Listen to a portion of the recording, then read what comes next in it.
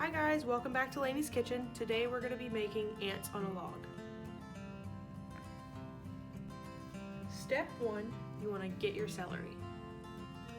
Step 2, you want to get a butter knife and some peanut butter. Then you just want to scoop some out and put it on your celery.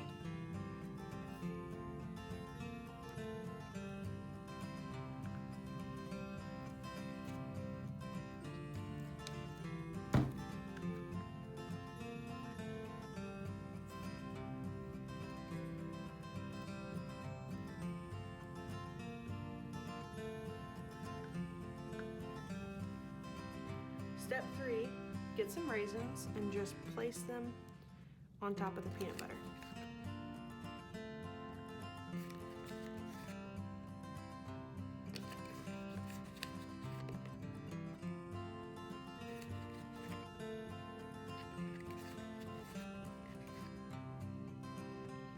And that's it. That's how you make ants on a log.